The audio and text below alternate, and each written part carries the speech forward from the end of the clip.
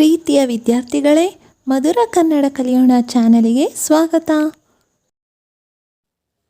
ಮಕ್ಕಳೇ, ಇಂದಿನ ತರಗತಿನಲ್ಲಿ 3ನೇ ಪದ್ಯಪಾಠ ಆದ ಸಿರಿಯ ನಿನ್ನೇನ ಬಣ್ಣಿಪೆನು ಅನ್ನುವ ಕಾವ್ಯವನ್ನು ನೋಡೋಣ. ಇದನ್ನು ಬರೆದಿರ್ತಕ್ಕಂತಹ ಕವಿ ರತ್ನಾಕರ ವರ್ಣಿ. ಇವರಿಗೆ ಈ ಮತ್ತೊಂದು ಹೆಸರುಂಟು, ಅದು ರತ್ನಾಕರ ಸಿದ್ಧ ಹಾಗೂ ರತ್ನಾಕರ ಅಣ್ಣ ಅಂತ ಕೂಡ ಇವರು ಪ್ರಸಿದ್ಧರಾಗಿದ್ದಾರೆ. ಬನ್ನಿ ಇವರ ಪರಿಚಯ ಮಾಡಿಕೊಳ್ಳೋಣ. ಕವಿ ರತ್ನಾಕರ ವರ್ಣಿ. ಇವರ ಕಾಲ ಕ್ರಿಸ್ತಶಕ 1560. ನಮಗೆ ಇವರ ಕಾಲ ಹೇಗೆ ತಿಳಿದು ಬರುತ್ತೆ ಅಂದರೆ, ಇವರ ಕೃತಿಯಾದ ಒಂದು ತ್ರಿಲೋಕ ಶತಕದಲ್ಲಿ ನಮಗೆ ಕಂಡುಬರುತ್ತದೆ. ಹಾಗೂ ಇವರ ಸ್ಥಳ ನೋಡೋದಾದರೆ ಇವರು ವೇಣುಪುರ ಅಂತ ಹೇಳ್ಕೊಂಡಿದ್ದಾರೆ. ಈ ವೇಣುಪುರ ಅಂದರೆ ಈಗಿನ ಕಾಲದ ದಕ್ಷಿಣ ಕನ್ನಡ ಜಿಲ್ಲೆಯ ಮೂಡಬಿದ್ರೆ. ದಕ್ಷಿಣ ಕನ್ನಡ ಜಿಲ್ಲೆ ಮೂಡಬಿದ್ರೆ ಏನಿದೆ ಅದನ್ನು ಅವರು ವೇಣುಪುರ, ಆಗಿನ ಕಾಲದಲ್ಲಿ ವೇಣುಪುರ ಅಂತ ಪ್ರಸಿದ್ಧವಾಗಿತ್ತು. ಇದು ಒಂದು ಜೈನ ಸಂಸ್ಕೃತಿಗೆ ಹೆಸರಾಗಿರ್ತಕ್ಕಂತಹ ಒಂದು ಸ್ಥಳ. ಇವರು ಒಬ್ಬರು ಜೈನ ಕವಿ, ಆದ್ದರಿಂದ ಇವರು ವಾಸ ಮಾಡ್ತಿರ್ತಕ್ಕಂತಹ ಸ್ಥಳ ಕೂಡ ಜೈನ ಸಂಸ್ಕೃತಿಗೆ ಬಹಳ ಪ್ರಸಿದ್ಧವಾಗಿರ್ತಕ್ಕಂತಹ ಸ್ಥಳ. ಮಕ್ಕಳೇ, ಈಗ ಇವರ ಕೃತಿಗಳನ್ನು ನೋಡೋದಾದರೆ ಇವರು ಸುಂದರವಾದ 3 ಶತಕಗಳನ್ನು ರಚಿಸಿದ್ದಾರೆ. ಅವು ಯಾವುವೆಂದರೆ ಅಪರಾಜಿತೇಶ್ವರ ಶತಕ, ತ್ರಿಲೋಕ ಶತಕ ಹಾಗೂ ರತ್ನಾಕರಾದೀಶ್ವರ ಶತಕ. ಮತ್ತು ಇವರ ಶತಕಗಳು ರತ್ನಾಕರಾದೀಶ್ವರ ಎಂಬ ನಾಮದಲ್ಲಿ ಅಂಕಿತಗೊಳ್ಳುತ್ತದೆ. ಮತ್ತು ಇವರ ಒಂದು ಸುಂದರವಾದ ಉತ್ತಮವಾದ ಕಾವ್ಯವನ್ನು ರಚಿಸಿದ್ದಾರೆ. ಅದರ ಹೆಸರು ಭರತೇಶ ವೈಭವ. ಭರತೇಶ ವೈಭವ ಕಾವ್ಯದಲ್ಲಿ ಒಂದು ವೈಶಿಷ್ಟ್ಯ ಉಂಟು. ಅದೇನಪ್ಪ ಅಂತಂದರೆ, ಈ ಕಾವ್ಯವು ಸಾಂಗತ್ಯ ಛಂದಸ್ಸಿನಲ್ಲಿ ರಚಿತವಾಗಿದೆ. ಯಾವ ಛಂದಸ್ಸು? ಸಾಂಗತ್ಯ ಛಂದಸ್ಸು. ಮತ್ತು ಈ ಕಾವ್ಯದಲ್ಲಿ 80 ಸಂಧಿಗಳಲ್ಲಿ ಸುಮಾರು 10,000 ಸಾಂಗತ್ಯದಲ್ಲಿ ರಚಿತವಾಗಿದೆ. ಮಕ್ಕಳೇ, ಇವರು ತುಂಬಾ ಸುಂದರವಾದಂತಹ ಉತ್ತಮವಾದ ಕಾವ್ಯ, ಅದು ಭರತೇಶ ವೈಭವ ಎಂಬ ಹೆಸರಿನಿಂದ ಪ್ರಸಿದ್ಧವಾಗಿದೆ. ಮಕ್ಕಳೇ, ರತ್ನಾಕರ ವರ್ಣಿಯವರು ಶೃಂಗಾರ ಕವಿ ಎಂದು ಪ್ರಸಿದ್ಧರಾಗಿದ್ದಾರೆ. ಇವಾಗ ಈ ಪದ್ಯದಲ್ಲಿ ಬರ್ತಕ್ಕಂತಹ ಪದಗಳ ಅರ್ಥವನ್ನು ನೋಡೋಣ. ಆಮೇನ್ ಪದಗಳ ಅರ್ಥ: ಅಳವೆ ಅಂದರೆ ಸಾಧ್ಯವೇ, ಸಾಧ್ಯವೇ. ಆದಿ ಮೊದಲು, ಆಂಡ್ ಅಂದರೆ ಆಯಿತು. ಇದು ತುಳು ಭಾಷೆಯಲ್ಲಿ ಬರ್ತಕ್ಕಂತಹ ಪದ. ಆಂಡ್ ಅಂದರೆ ಆಯಿತು. ಓಲಗ ರಾಜಸಭೆ ಅಥವಾ ದರ್ಬಾರು. ಚಕ್ರಿ ಚಕ್ರವರ್ತಿ. ಚವಿ ಕಾಂತಿ. ದಿವಿಜೇಂದ್ರ ಅಂದರೆ ದೇವೇಂದ್ರ. ದಿವಿಜೇಂದ್ರ ಅಂದರೆ ದೇವೇಂದ್ರ. ನೀಲಾಂಬುಜ ನೈದಿಲೆ. ನೀಲಾಂಬುಜ ಅಂದರೆ ನೈದಿಲೆ. ಪೊರ್ಲು ಅಂದರೆ ಚಂದ. ಇದು ಕೂಡ ತುಳು ಭಾಷೆಯ ಪದ. ಪೊರ್ಲು ಅಂದರೆ ಚಂದ. ಭೂತಳ ಭೂಮಿ. ಮಂಚಿದಿ ಅಂದರೆ ಚಂದವಾದದ್ದು ಅಥವಾ ಒಳ್ಳೆಯದು. ಇದು ತೆಲುಗು ಭಾಷೆಯಲ್ಲಿ ಬಳಸಿರ್ತಕ್ಕಂತಹ ಪದ ಮಂಚಿದಿ. ಶಶಿ ಚಂದ್ರ. ಸಿರಿ ಸಂಪತ್ತು. ಸಿರಿ ಅಂದರೆ ಏನು? ಸಂಪತ್ತು. ಅಂಬುಜ ತಾವರೆ. ಆಜ್ಞೆ ಅಪ್ಪಣೆ. ಆಜ್ಞೆ ಅಂದರೆ ಅಪ್ಪಣೆ. ಎಸೆ ಶೋಭಿಸು. ಕಾಂಬ ಅಂದರೆ ಕಾಣುವ. ಕಾಂಬ ಕಾಣುವ. ಚೆನ್ನು ಒಳ್ಳೆಯದು, ಅಂದವಾದದ್ದು. ಒಳ್ಳೆಯದು ಅಥವಾ ಅಂದವಾದದ್ದು. ಡಾಳಿಸು ಪ್ರಕಾಶಗೊಳಿಸು ಅಥವಾ ಹೊಳಪು ಮಾಡು. ಡಾಳಿಸು ಅಂದರೆ ಪ್ರಕಾಶಗೊಳಿಸು ಅಥವಾ ಹೊಳಪು ಮಾಡು. ನವರತ್ನ 9 ರತ್ನ. ನವ ಅಂದರೆ ಏನು? 9. ನವರತ್ನ ಅಂದರೆ 9 ರತ್ನ. ನೃಪ ರಾಜ. ನೃಪ ರಾಜ. ಭಿನ್ನಃ ಅರಿಕೆ. ಮೂಲೋಕ 3 ಲೋಕ. ರವಿ ಸೂರ್ಯ. ಶ್ರೀವಿಲಾಸ ಅಂದರೆ ವೈಭವ ಅಥವಾ ಬೆಡಗು. ವೈಭವ ಅಥವಾ ಬೆಡಗು. ಹಂಬಲ ಚಿಂತೆ. ಹಂಬಲ ಚಿಂತೆ. ಮಕ್ಕಳೇ, ಈಗ ಅಭ್ಯಾಸ ನೋಡೋಣ. ಮೊದಲಿಗೆ ಆಮೇನ್ ಕೊಟ್ಟಿರುವ ಪ್ರಶ್ನೆಗಳಿಗೆ ಒಂದು ವಾಕ್ಯದಲ್ಲಿ ಉತ್ತರಿಸಿ ಅಂತ ಕೇಳಿದ್ದಾರೆ. ಮೊದಲನೇ ಪ್ರಶ್ನೆ ನೋಡೋಣ. ಭರತೇಶ ವೈಭವ ಕಾವ್ಯದ ಕರ್ತೃ ಯಾರು? ಕರ್ತೃ ಅಂದರೆ ಇದನ್ನು ಯಾರು ರಚಿಸಿದ್ದು, ಯಾರು ಬರೆದದ್ದು ಅಂತ ಕೇಳಿದ್ದಾರೆ. ಉತ್ತರ: ಭರತೇಶ ವೈಭವ ಕಾವ್ಯದ ಕರ್ತೃ ರತ್ನಾಕರ ವರ್ಣಿ. ಕರ್ತೃ ಯಾರು? ರತ್ನಾಕರ ವರ್ಣಿ. ಭರತೇಶ ವೈಭವ ಕಾವ್ಯದ ಕರ್ತೃ ರತ್ನಾಕರ ವರ್ಣಿ. ಎರಡನೇ ಪ್ರಶ್ನೆ ನೋಡೋಣ. ಭರತನನ್ನು ಹೊಗಳುತ್ತಿದ್ದ 3 ಲೋಕಗಳು ಯಾವುವು? ಉತ್ತರ: ಭರತನನ್ನು ಹೊಗಳುತ್ತಿದ್ದ 3 ಲೋಕಗಳು ಸ್ವರ್ಗ, ಮರ್ತ್ಯ ಮತ್ತು ಪಾತಾಳ ಲೋಕಗಳು. ಅಂದರೆ ಸ್ವರ್ಗಲೋಕ, ಮರ್ತ್ಯಲೋಕ ಅಂದರೆ ಭೂಲೋಕ ಮತ್ತು ಪಾತಾಳ ಲೋಕಗಳು. ಈಗ ಮೂರನೇ ಪ್ರಶ್ನೆ. ಭರತ ಚಕ್ರವರ್ತಿ ಓಲಗಕ್ಕೆ ಹೇಗೆ ಬರುತ್ತಾನೆ ಅಂತ ಕೇಳಿದರೆ.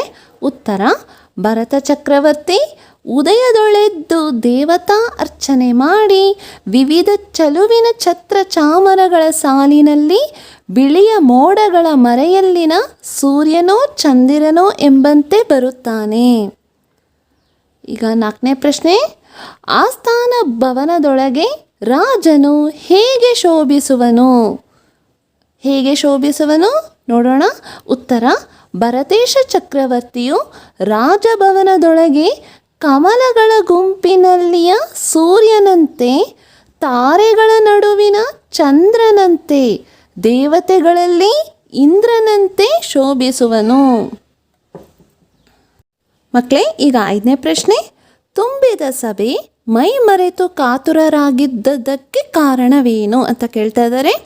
ಉತ್ತರ: ತುಂಬಿದ ಸಭೆಯು ಕಮಲಗಳೆಲ್ಲವೂ ಸೂರ್ಯನನ್ನು ಎದುರು ನೋಡುತ್ತಿದ್ದಂತೆ, ನೈದಿಲೆಗಳು ಚಂದ್ರನಿಗಾಗಿ ಬರುವ ಹಾರೈಸುವಂತೆ ಸಭೆಯ ಜನರೆಲ್ಲರೂ ನೃಪನ ನೋಡಬೇಕೆಂಬ ಕಾರಣಕ್ಕೆ ಮೈಮರೆತು ಕಾತುರರಾಗಿದ್ದರು. ಈಗ ಮಕ್ಕಳೇ, ಆಮೇನ್ ಕೊಟ್ಟಿರುವ ಪ್ರಶ್ನೆಗಳಿಗೆ 3-4 ವಾಕ್ಯಗಳಲ್ಲಿ ಉತ್ತರಿಸಿ ಅಂತ ಕೇಳ್ತಾ ಇದ್ದಾರೆ. ಮೊದಲನೇ ಪ್ರಶ್ನೆ ನೋಡುವ. ಧ್ಯಾನ ಬೇಸರವಾದಾಗ ಏನು ಮಾಡುತ್ತೇನೆಂದು ಕವಿ ಹೇಳುತ್ತಾನೆ? ಉತ್ತರ: ಕವಿ ರತ್ನಾಕರ ವರ್ಣಿ ಜೈನ ಧರ್ಮದ ದೈವ ಭಕ್ತನಾಗಿರುವನು. ಅವನಿಗೆ ಧ್ಯಾನ ಮಾಡುವುದು ಬೇಸರವಾದಾಗ ಗುರುವನ್ನು ಆದಿ ಮಾಡಿಕೊಂಡು ಕನ್ನಡದಲ್ಲಿ ಭರತೇಶನನ್ನು ಕಥಾನಾಯಕನಾಗಿ ನಿಶ್ಚಯಿಸಿ ಕಥೆಯೊಂದನ್ನು ಬರೆಯುವೆನು ಎಂದು ಹೇಳುತ್ತಾನೆ. ಮಕ್ಕಳೇ, ಈಗ ಎರಡನೇ ಪ್ರಶ್ನೆ. ಬೇರೆ ಬೇರೆ ಭಾಷಿಕರು ತನ್ನ ಕೃತಿಯನ್ನು ಹೇಗೆ ಹೊಗಳಬೇಕೆಂದು ಕವಿ ಬಯಸುವನು? ಉತ್ತರ: ಅಯ್ಯಯ್ಯ ಚೆನ್ನಾಗಿದೆ ಎಂದು ಕನ್ನಡಿಗರು, ರಮ್ಯ ಮಂಚದಿ ಎಂದು ತೆಲುಗರು, ಅಯ್ಯಯ್ಯ ಎಂಚ ಪೊರ್ಲಾಂಡು ಎಂದು ತುಳುವರು ಮೈಯುಬ್ಬಿ ಕೇಳಿ ಹೊಗಳಬೇಕು ಎಂದು ಕವಿ ಬಯಸುವನು. ಈಗ ಮೂರನೇ ಪ್ರಶ್ನೆ. ಭರತ ಚಕ್ರವರ್ತಿ ಓಲಗ ಮಂಟಪವನ್ನೇರಿದ ಸಂದರ್ಭವನ್ನು ಬಣ್ಣಿಸಿ ಅಂತ ಕೇಳ್ತಾ ಇದ್ದಾರೆ. ಸೊ ಅದರ ಫುಲ್ ನಾವು ಸಂದರ್ಭ, ಅವನು ದೇವತಾರ್ಚನೆಯನ್ನು ಮಾಡಿ ಓಲಗ ಮಂಟಪವನ್ನು ಏರುವನು, ಅದರಿಂದ ನಾವು ಹೇಳಬೇಕಾಗಿ ಬರ್ತದೆ. ಉತ್ತರ: ಭರತ ಚಕ್ರವರ್ತಿಯು ದೇವತಾ ಅರ್ಚನೆಯನ್ನು ಮಾಡಿ ಓಲಗ ಮಂಟಪವನ್ನು ಏರುವನು. ಆ ಆಸ್ಥಾನವು ನವರತ್ನ, ಹೇಮ ಅಂದರೆ ಬಂಗಾರಗಳಿಂದ ನಿರ್ಮಿತವಾಗಿತ್ತು. ಆಸ್ಥಾನ ಭುವನದಲ್ಲಿ ಆ ರಾಜರತ್ನನು ಕಾಂತಿಯುಕ್ತನಾಗಿ ಕುಳಿತಿರಲು ಸ್ವರ್ಗದಲ್ಲಿನ ದೇವೇಂದ್ರನಂತೆ ಕಂಗೊಳಿಸುತ್ತಿದ್ದನು. ಮಕ್ಕಳೇ, ಈಗ ಇಮೇಲ್ ಕೊಟ್ಟಿರುವ ಪ್ರಶ್ನೆಗಳಿಗೆ 7 ಅಥವಾ 8 ವಾಕ್ಯಗಳಲ್ಲಿ ಉತ್ತರಿಸಿ. ಪ್ರಶ್ನೆ ಏನು ಅಂದರೆ, ಭರತ ಚಕ್ರವರ್ತಿಯ ರಾಜದರ್ಬಾರಿನ ವೈಭವವನ್ನು ವಿವರಿಸಿ ಅಂತ ಕೇಳಿದ್ದಾರೆ. ಉತ್ತರ: ಕವಿ ರತ್ನಾಕವರ್ಣಿಯ ಭರತೇಶ ವೈಭವವು ಶೃಂಗಾರ ರಸದ ಮಡುವಾಗಿದೆ. ಜೊತೆಗೆ ಭರತೇಶನ ವೈಯಕ್ತಿಕ ಜೀವನ ಹಾಗೂ ರಾಜದರ್ಬಾರಿನ ವೈಭವಗಳಂತೂ ಕನ್ನಡ ಸಾಹಿತ್ಯದಲ್ಲಿಯೇ ಅಪರೂಪವೆನಿಸಿವೆ. ಭೂತಳದಲ್ಲಿಯೇ ಸಿಂಗಾರವಾದಂತಹ ಅಯೋಧ್ಯಾಪುರದಲ್ಲಿ 3 ಲೋಕವು ಹೊಗಳುವಂತೆ ಭರತ ಚಕ್ರೇಶ್ವರನು ಸುಖದಿಂದ ಬಾಳುತ್ತಿದ್ದನು. ಅವನ ಸಿರಿವಂತಿಕೆಯನ್ನು ಅದೇನೆಂದು ಪೊಗಳಲಿ ಎಂದು ಕವಿ ವ್ಯಕ್ತಪಡಿಸುತ್ತಾನೆ. ಪುರುಷ ರಮೇಶನ ಹಿರಿಯ ಕುಮಾರನಾದ ಆತನು ನರಲೋಕಕ್ಕೆ ತಾನು ಒಬ್ಬನೇ ರಾಜನೆಂದು ಖ್ಯಾತಿವೆತ್ತಿದ್ದನು. ಆ ಮಹಾರಾಜನು ಒಂದು ದಿನ ಉದಯ ಕಾಲದಲ್ಲಿ ಎದ್ದು ದೇವತಾ ಅರ್ಚನೆಯನ್ನು ಮಾಡಿ ರಾಜ ಓಲಗದಲ್ಲಿ ರಾರಾಜಿಸಿದ ಶ್ರೀವಿಲಾಸವನ್ನು ಏನೆಂದು ಹೊಗಳಲಿ ಎಂದು ಕವಿ ವರ್ಣಿಸುವನು. ನವರತ್ನ ಬಂಗಾರಗಳಿಂದ ನಿರ್ಮಿತವಾದ ಆಸ್ಥಾನ ಭುವನದಲ್ಲಿ ಆ ರಾಜರ್ಷಿಯು ದೇವೇಂದ್ರನಂತೆ ಕಂಗೊಳಿಸುತ್ತಿದ್ದನು. ತರತರಹದ ಚಾಮರಗಳು ಬೀಸುತ್ತಿರುವಾಗ ಭರತ ಚಕ್ರವರ್ತಿಯು ಬಿಳಿ ಮುಗಿಲುಗಳ ಮರೆಯಲ್ಲಿ ತೋರಿ ಮರೆಸುವ ಚಂದಿರನೋ ಭಾಸ್ಕರನೋ ಎಂಬಂತೆ ಕಂಡನು. ತಾವರೆಗಳೆಲ್ಲವೂ ಸೂರ್ಯನನ್ನು ನೋಡುವಂತೆ, ನೀಲ ಕಮಲವು ಚಂದಿರನನ್ನು ನೋಡುವಂತೆ ನೆರೆದಿದ್ದ ಜನರೆಲ್ಲ ತುಂಬಿದ ಸಭೆಯಲ್ಲಿ ಮೈಮರೆತು ನೃಪನನ್ನು ನೋಡಬೇಕೆಂಬ ಹಂಬಲದಿಂದ ಕಾತುರರಾಗಿ ಅರಸನನ್ನೇ ನೋಡುತ್ತಿದ್ದರು. ಹೀಗೆ ಭರತ ಚಕ್ರವರ್ತಿಯ ರಾಜದರ್ಬಾರಿನ ವೈಭವವನ್ನು ಕವಿ ಸುಂದರವಾಗಿ ವರ್ಣಿಸಿರುವನು. ಮಕ್ಕಳೇ, ಈಗ ಈ ಮೇನ್ ಸಂದರ್ಭ ಸಹಿತ ಸ್ವಾರಸ್ಯವನ್ನು ವಿವರಿಸಿ. ಮೊದಲನೇದು, ಕನ್ನಡದೊಳಗೊಂದು ಕಥೆಯ ಪೇಳುವೆನು. ಸೊ ಮಕ್ಕಳೇ, ನಾವು ಇದನ್ನು ಯಾವ ಕೃತಿಯಿಂದ ಆಯ್ಕೆ ಮಾಡಿದ್ದಾರೆ ಅಂತ ನೋಡೋಣ. ಉತ್ತರ, ಆಯ್ಕೆ, ನಂತರ ಸಂದರ್ಭ, ಅದ ನಂತರ ಸ್ವಾರಸ್ಯವನ್ನು ಬರೀಬೇಕಾಗಿ ಬರ್ತದೆ. ಮೊದಲನೇದು ಆಯ್ಕೆ. ಈ ಮೇಲಿನ ವಾಕ್ಯವನ್ನು ಕವಿ ರತ್ನಾಕರ ವರ್ಣಿ ಬರೆದಿರುವ ಭರತೇಶ ವೈಭವ ಎಂಬ ಕೃತಿಯಿಂದ ಆಯ್ದ ಸಿರಿಯ ನಿನ್ನೇನ ಬಣ್ಣಿಪೆನು ಪದ್ಯಪಾಠದಿಂದ ಆರಿಸಿಕೊಳ್ಳಲಾಗಿದೆ. ಸಂದರ್ಭ, ಕವಿ ರತ್ನಾಕವರ್ಣಿಯು ತನ್ನ ಗುರುವನ್ನು ಧ್ಯಾನ ಮಾಡುತ್ತಾನೆ. ತನ್ನ ಧ್ಯಾನಕ್ಕೆ ಬೇಸರವಾದಾಗ ತಾನು ಗುರುವನ್ನು ಆದಿಯಾಗಿ ಮಾಡಿಕೊಂಡು ವಿಜ್ಞಾಪನೆ ಮಾಡುತ್ತಾ ಈ ಮೇಲಿನ ವಾಕ್ಯವನ್ನು ಹೇಳುವನು. ಸ್ವಾರಸ್ಯ, ಕವಿ ರತ್ನಾಕರವರ್ಣಿ ತನ್ನ ಕಾವ್ಯದಲ್ಲಿ ಹಲವಾರು ಭಾಷೆಗಳ ನಡುವೆ ಕನ್ನಡದೊಳಗೆ ಒಂದು ಕಥೆಯನ್ನು ಹೇಳಲು ಬಯಸಿ ಕನ್ನಡ ಭಾಷಾಭಿಮಾನವನ್ನು ವ್ಯಕ್ತಪಡಿಸಿರುವುದು ಇಲ್ಲಿ ಸ್ವಾರಸ್ಯವಾಗಿದೆ. ಈಗ ಎರಡನೇ ಪ್ರಶ್ನೆ ನೋಡೋಣ. ಶ್ರೀವಿಲಾಸವನೇನೆಂಬೆ. ಸೊ ಮಕ್ಕಳೇ, ಉತ್ತರ ಆಯ್ಕೆ. ಈ ಮೇಲಿನ ವಾಕ್ಯವನ್ನು ಕವಿ ರತ್ನಾಕರವರ್ಣಿ ಬರೆದಿರುವ ಭರತೇಶ ವೈಭವ ಎಂಬ ಕೃತಿಯಿಂದ ಆಯ್ದ ಸಿರಿಯ ನಿನ್ನೇನ ಬಣ್ಣಿಪೆನು ಪದ್ಯಪಾಠದಿಂದ ಆರಿಸಿಕೊಳ್ಳಲಾಗಿದೆ. ಸಂದರ್ಭ, ಭರತೇಶ ಚಕ್ರವರ್ತಿ ಮಹಾರಾಜನು ಒಂದು ದಿನ ಉದಯದಲ್ಲಿ ಎದ್ದು ದೇವತಾರ್ಚನೆಯನ್ನು ಮಾಡಿ ಆಡಳಿತವನ್ನು ನಡೆಸಲು ಅತ್ಯಂತ ರಾಜಟೀವಿಯಿಂದ ಚಾವಡಿಗೆ ಬಂದ ಸಂದರ್ಭದಲ್ಲಿ ಕವಿ ರತ್ನಾಕರವರ್ಣಿಯು ಆ ಶ್ರೀವಿಲಾಸವನ್ನು ಏನೆಂದು ವರ್ಣಿಸಲಿ ಎಂದು ಮಹಾರಾಜನ ಶ್ರೀವೈಭೋಗವನ್ನು ವ್ಯಕ್ತಪಡಿಸುತ್ತಾನೆ. ಮಕ್ಕಳೇ, ಇದರ ಸ್ವಾರಸ್ಯ ಹೀಗಿದೆ. ಭರತೇಶ ಮಹಾರಾಜನು ಸಿರಿ ಸಂಪತ್ತು ಹಾಗೂ ರಾಜವೈಭೋಗದ ಜೀವನವನ್ನು ನಡೆಸುತ್ತಿರುವುದನ್ನು ನೋಡಿದ ಕವಿಗೆ ಅದನ್ನು ಎಷ್ಟು ವರ್ಣಿಸಿದರೂ ಕಡಿಮೆ ಹಾಗೂ ಕಷ್ಟ ಸಾಧ್ಯವಾಗಿರುವುದು ಇಲ್ಲಿ ಸ್ವಾರಸ್ಯವಾಗಿದೆ. ಮಕ್ಕಳೇ, ಈಗ ಮೂರನೇ ಪ್ರಶ್ನೆ. ಚಂದಿರನೋ ಭಾಸ್ಕರನೋ ಎಂಬಂತೆ. ಆಯ್ಕೆ. ಈ ಮೇಲಿನ ವಾಕ್ಯವನ್ನು ಕವಿ ರತ್ನಾಕರವರ್ಣಿ ಬರೆದಿರುವ ಭರತೇಶ ವೈಭವ ಎಂಬ ಕೃತಿಯಿಂದ ಆಯ್ದ ಸಿರಿಯ ನಿನ್ನೇನ ಬಣ್ಣಿಪೆನು ಪದ್ಯಪಾಠದಿಂದ ಆರಿಸಿಕೊಳ್ಳಲಾಗಿದೆ. ಸಂದರ್ಭ, ಭರತೇಶ ಚಕ್ರವರ್ತಿ ಮಹಾರಾಜನು ತರತರಹದ ಛತ್ರ ಚಾಮರಗಳ ಸೇವೆಯನ್ನು ಸ್ವೀಕರಿಸುತ್ತಾ ಚಾವಡಿಯಲ್ಲಿ ಒಳ್ಳೆಯ ರಾಜಟೀವಿಯಿಂದ ವಿರಾಜಮಾನನಾಗಿರುವುದನ್ನು ಕಂಡು ಕವಿ ರತ್ನಾಕರವರ್ಣಿಯು ಭರತೇಶನು ಹರಿದೋಡುತ್ತಿರುವಂತಹ ಬೆಳುಗಿಲಿನ ಮಧ್ಯದಲ್ಲಿ ತೋರಿ ಮರೆಯಾಗುವ ಚಂದಿರನೋ ಭಾಸ್ಕರನೋ ಎಂದು ಸುಂದರವಾಗಿ ವರ್ಣಿಸುವ ಸಂದರ್ಭದಲ್ಲಿ ಈ ಮೇಲಿನ ವಾಕ್ಯವನ್ನು ಹೇಳುವನು. ಮಕ್ಕಳೇ, ಈಗ ಸ್ವಾರಸ್ಯ ನೋಡೋಣ. ಬಿಳಿ ಮುಗಿಲುಗಳ ಮರೆಯಲ್ಲಿ ಕಾಣುವ ಚಂದಿರನೋ ಭಾಸ್ಕರನೋ ಎಂಬಂತೆ ಭರತೇಶನು ತರತರಹದ ಛತ್ರ ಚಾಮರದ ಮಧ್ಯದಲ್ಲಿ ಕಂಡನು ಎಂಬುದು ಇಲ್ಲಿ ಸ್ವಾರಸ್ಯವಾಗಿದೆ.